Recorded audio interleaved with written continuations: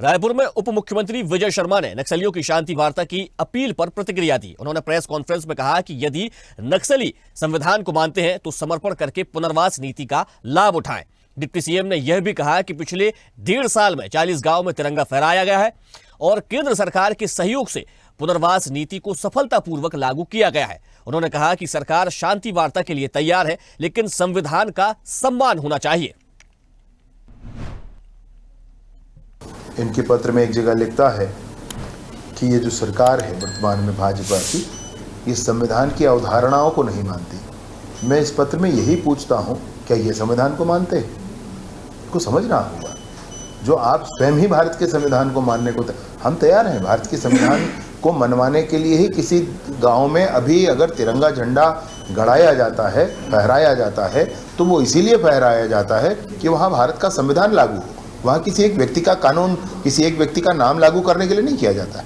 वहाँ भारत का संविधान लागू हो, इसीलिए ये किया जाता है। 1.5 वर्षों में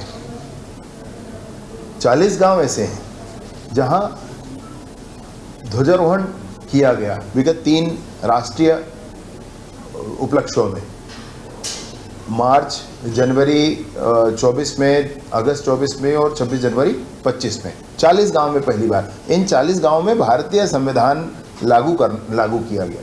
इससे पहले तो ये नहीं होने देना चाहते थे। अभी उन्होंने अपने पत्र में ऐसा लिखा, युद्ध जैसी कोई स्थिति है नहीं। अगर चर्चा करना है तो मैं पुनः कहता हूँ, छत्तीसगढ़ की सरकार भी तैयार है और पूरी उम्मीद के साथ कहता हूँ केंद्र की सरकार भी बिल्कुल तैयार है।